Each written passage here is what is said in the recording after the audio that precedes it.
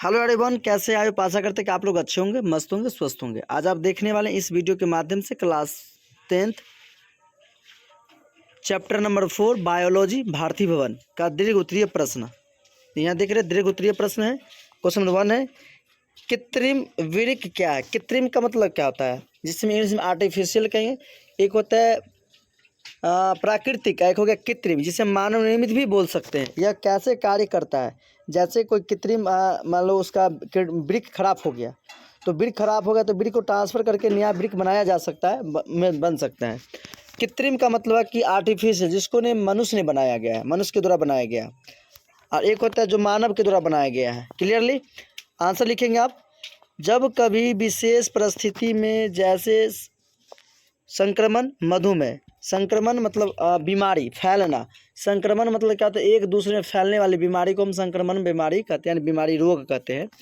तो मधुमेह या सामान्य से अधिक रक्तचाप या किसी प्रकार के चोट के कारण वृक्क क्षतिग्रस्त होकर अपना कार्य करना बंद कर देता है, जिससे शरीर में अनावश्यकता से अधिक मात्रा में जल, खनिज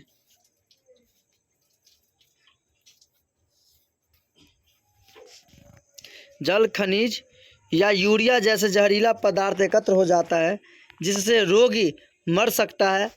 जिससे क्या होता है? रोगी मर सकता है। अतः रोगी को जीवित रखने के लिए वृक्क का कार्य एक अति विकसित मशीन से होता है, जिसे डायलिसिस, जिसे क्या कहते हैं? डायलिसिस मशीन कहते हैं। क्या कहते हैं मेरे भाई? जिसे डायलिसिस मशीन कहते हैं। यह कृत्रिम वृक्क तरह कार्य करता है। यह किस तरह कार्य करता है? कृत्रिम। पहले बता दें कृत्रिम का मतलब क्या होता है? मनुष्य के द्वारा बनाया गया यंत्र, उपकरण। इसकी क्रिया सरल होती है। इसकी क्रिया क्या होती है? सरल होती है। इस मशीन में एक टंकी होता है जो डायलाइजर कहलाता है। क्या कहलाता है? डायलाइजर, जिसमें डायलोसेट नामक तरल पदार्थ उपस्थित होते हैं। क्लियरली से भरा होता है, और इस पदार्थ में सेलोफोन से बने बेलनाकार रचना लटकी रहती है। यह रचना आंशिक रूप से पारगम्य होती है, जो विलय का ही एक विसरण होने के देता।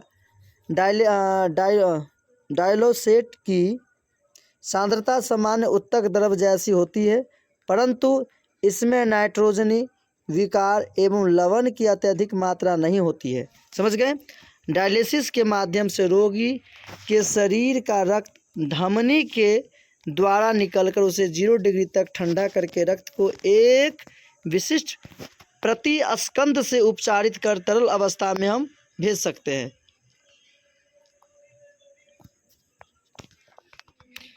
रक्त को एक पंप की मदद से डायलाइजर में भेज जाता है। यहाँ रक्त में नाइट्रोजन के विकास विसरित होकर डायलोसेट में जाता है। इसी तरह शुद्ध ही किए हुए गए प्रोडक्ट को पुनः शरीर के तापक्रम पर लाया जाता है। फिर इस रक्त को पंप की मदद से एक शिरा के द्वारा रोगी के शरीर में वापस पहुंचा दिया जाता है। रक्त के शुद्धिकरण, यही प्रक्रिया हीमोडायलिसिस कहलाता है। क्या कहलाता है? हीमोडायलिसिस कहलाता है। ओके,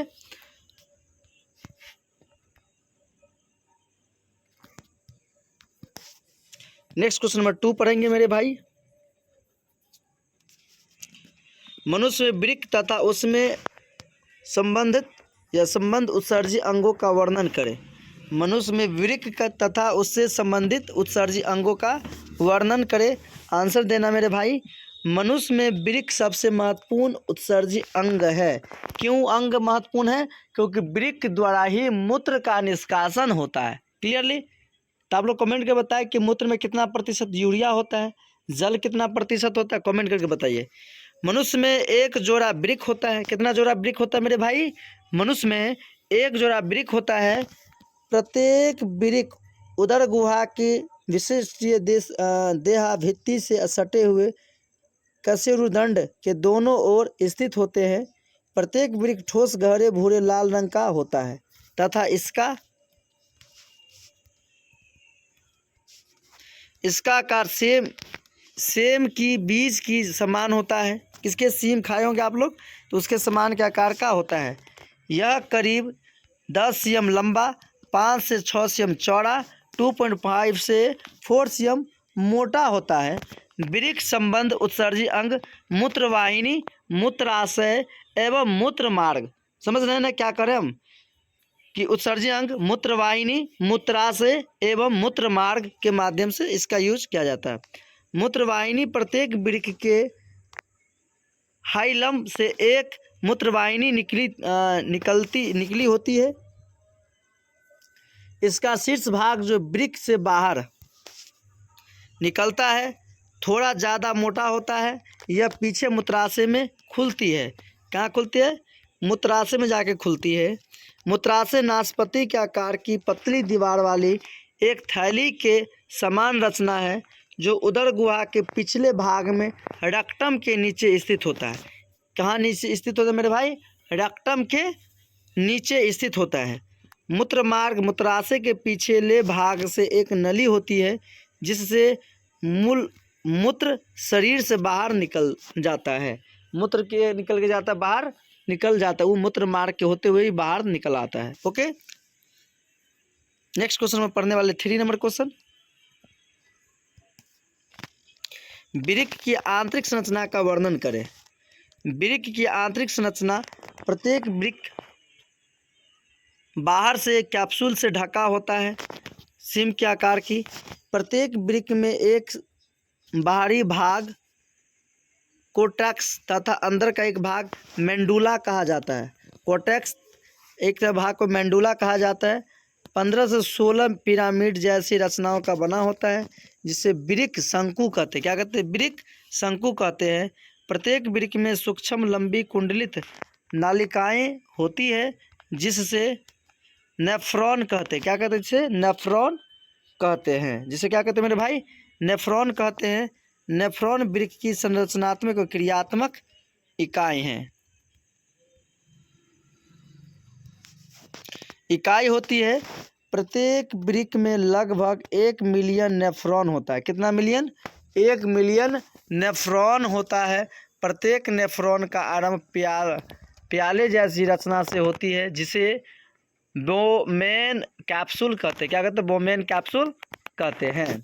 यह ग्लोमेरुलस नामक रक्त कोशिकाओं के एक जाल को घेरता है। क्लियरली? Next question number 4। वृक्क के द्वारा उत्सर्जन की क्रिया कैसी होती है, समझाइए। वृक्क के द्वारा उत्सर्जन क्रिया कैसी होती है, समझाइए। आंसर, वृक्क के द्वारा उत्सर्जन क्रिया निम्न 2 चरणों में पूरा होती है। निम्न 2 चरणों में क्या होती है मेरे भाई? पूरा होती है।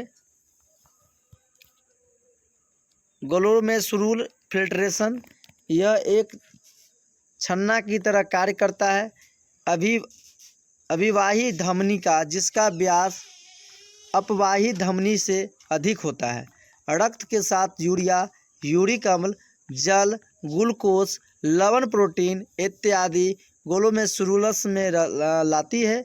यह पदार्थ बोमेन संपुट की दीवार से छनकर नेफ्रॉन में चले जाते हैं। ग्लोमेरुलस की कोशिकाएं से द्रव के छानकर बोमेन कैप्सूल की गुहा में पहुंचने की प्रक्रिया को पारंपरिक कहलाता है। क्लियरली? तो वृक्क के द्वारा, क्वेश्चन नंबर 4, वृक्क द्वारा उत्सर्जन क्रिया कैसी होती है, समझाइए।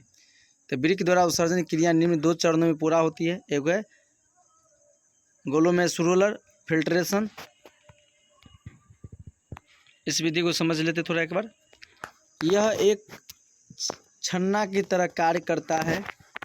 अभिवाही धमनी का जिसका व्यास अपवाही धमनी से अधिक होता है, रक्त के साथ यूरिया, यूरिक अम्ल, जल, ग्लूकोज, लवण, प्रोटीन इत्यादि ग्लोमेरुलस मिलाती है। यह पदार्थ बोमेन संपुट की दीवार से छनकर नेफ्रॉन में चले जाते हैं। ग्लोमेरुलस की कोशिकाएं से द्रव के छनकर वोमेन संपुट की गुहा में पहुंचने की प्रक्रिया को पारानिस्पंदन कहलाता है। क्या कहलाता है? पारानिस्पंदन कहलाता है। पॉइंट नंबर 2 देखेंगे इसका, ट्यूबरलर पुनर्पोषण। ग्लोमेरुलस फिल्ट्रेट अब नालिकाओं से होकर गुजरता है। इसी समय कोशिकाएं उन पदार्थों को शोषित कर लेती है जिनकी आवश्यकता होती है तथा जिन पदार्थों की आवश्यकता नहीं होती है उन्हें छोड़ देती है। साधारणतः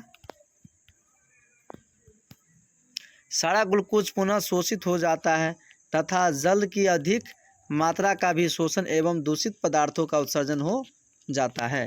क्लियरली आई होप आप समझ गए होंगे। नेक्स्ट क्वेश्चन पढ़ेंगे वाले हैं 5 नंबर क्वेश्चन।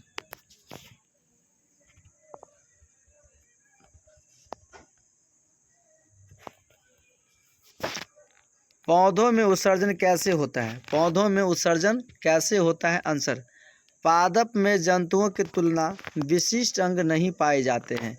पादप में जंतुओं की तुलना में विशिष्ट अंग नहीं पाए जाते हैं। इनमें उत्सर्जन के लिए विभिन्न तरीके अपनाए जाते हैं। श्वसन क्रिया से CO2 लेना ऑक्सीजन अपशिष्ट के रूप में छोड़ा जाता है। जल वाष्पोत्सर्जन क्रिया द्वारा मुख्यतः रंध्रों एवं पौधों अन्य भागों से निकला जाता है। बहुत से पौधे कार्बनिक अपशिष्टों को उत्सर्जन करते हैं जो उनकी मृत कोशिकाओं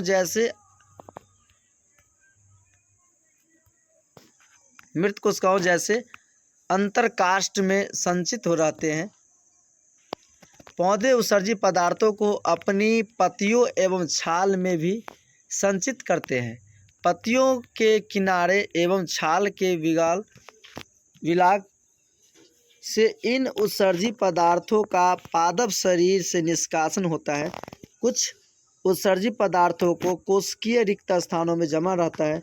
विभिन्न चापीय क्रियाओं उपापचयी क्रिया के दौरान टैनिन, रेजिन एवं गोंद उत्सर्जित पदार्थ बनता है।